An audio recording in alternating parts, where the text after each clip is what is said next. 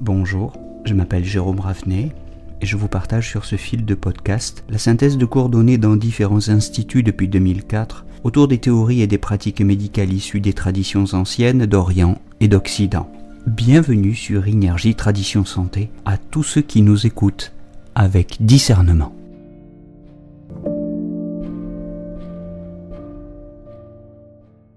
Cette capsule est consacrée à la description des fonctions et des dysfonctionnements du foie en médecine traditionnelle chinoise.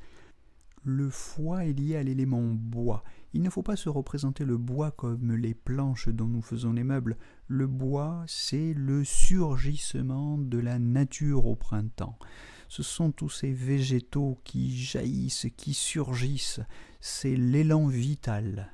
Sans faire explicitement référence à Bergson, c'est l'élan vital qui s'expanse avec souplesse et harmonie.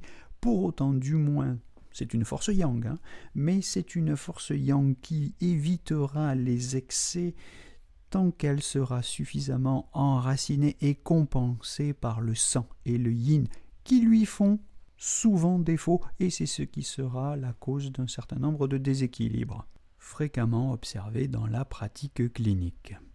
Sur cet organe yang qui se caractérise par sa puissance, le Suwen, c'est-à-dire les questions simples du classique de l'empereur jaune, nous dit au chapitre 8, le foie a la fonction officielle du général, Jiangjun Zheguan en chinois, la fonction officielle de général. Si le cœur est l'empereur, le poumon le premier ministre, etc., le foie est le général.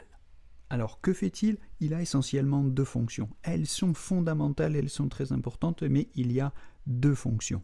D'abord, il gouverne le drainage et la dispersion. Ensuite, il stocke le sang. Regardons un petit peu cela en détail. Le foie gouverne le drainage et la dispersion. Ganzhu Shuxie, Shuxie en chinois, c'est un mot très important. Il est responsable de la régularisation du qi dans tout l'organisme. Il fait circuler librement. Il équilibre les mouvements de montée, de descente, d'intériorisation et d'extériorisation. Il harmonise. Il joue un rôle important dans l'harmonie de l'activité des viscères. Et ce rôle est fondamental tant sur le plan matériel, par exemple pour la digestion, l'assimilation des aliments, la transformation de ces aliments en énergie, la production du sang, que pour les émotions, c'est-à-dire l'aspect psychologique de notre personnalité. Lorsque les émotions sont régularisées et s'équilibrent par leur contraire, l'esprit est en paix. Donc ça, c'est vraiment très important. Voilà une fonction d'harmonisation, de drainage de l'énergie qui va permettre l'équilibre à l'intérieur du corps et de l'esprit, sur le plan matériel et sur le plan spirituel. Donc on portera une attention particulière à l'état du foie dans les pathologies psychiques, tout ce qui concerne la psychologie ou la psychiatrie. Pour tout ce qui concerne la nervosité, la susceptibilité, la dépression. Mais on ira aussi évidemment investiguer le foie dans tous les troubles digestifs, hépatobiliaires, les stagnations de qi, les stases de sang, les accumulations de liquide, des œdèmes jusqu'au tan. Nous reparlerons du tan évidemment dans un podcast consacré. C'est important d'aller investiguer du côté du foie lorsqu'il y a des difficultés au niveau gynécologique, des troubles menstruels ou des difficultés aussi pendant la grossesse. Alors, pourquoi ? Parce que le foie a une relation privilégiée avec le sang. Gan Tsang Xue, comme disent les Chinois, le foie stocke le sang. Il ne fait pas que le stocker, le conserver, il le nourrit aussi. Et c'est cette force du sang du foie qui permet le contrôle du yang du foie. Le sang est de nature yin et il ancre le yang. Le sang du foie permet de nourrir les tendons et les yeux aussi. Et il harmonise le chongmai, qui est ce méridien curieux que nous considérons comme la mer du sang. Mer, M-E-R. Et c'est lui qui régularise le volume sanguin.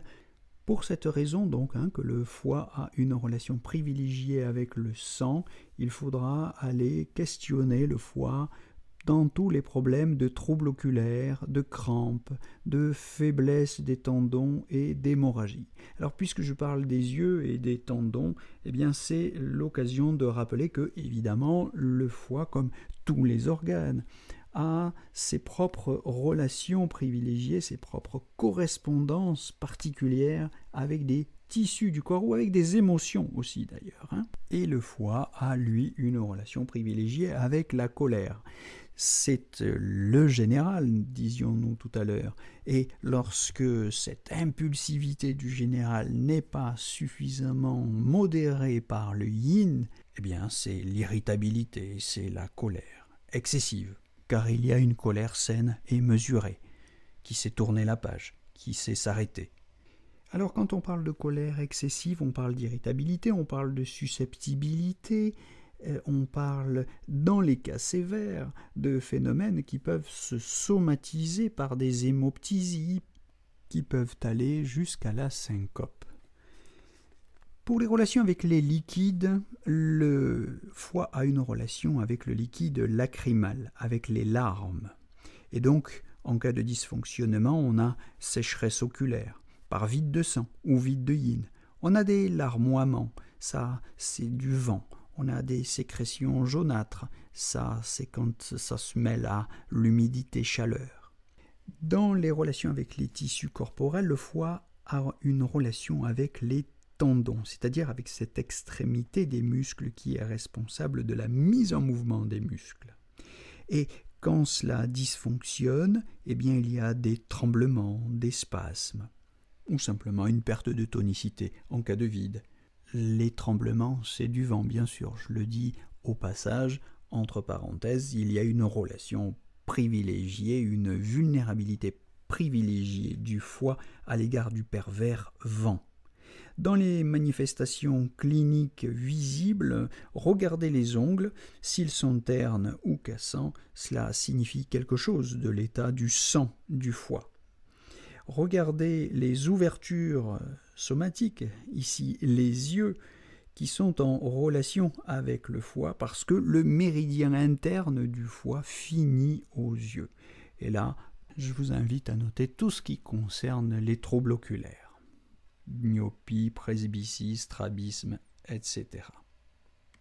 Bien, vous savez tout sur le foie, un organe très important, 2 fonctions seulement, mais 2 fonctions absolument majeures et des dysfonctionnements dont l'observation est très fréquente en pratique clinique. Donc c'est une capsule très importante aujourd'hui. Mémorisez-la bien, réécoutez-la souvent. Je vous souhaite une bonne journée et je vous donne rendez-vous très bientôt pour la suite de ces cours de théorie fondamentale de première année sur les fonctions et les dysfonctionnements des organes et des entrailles. Belle journée à tous.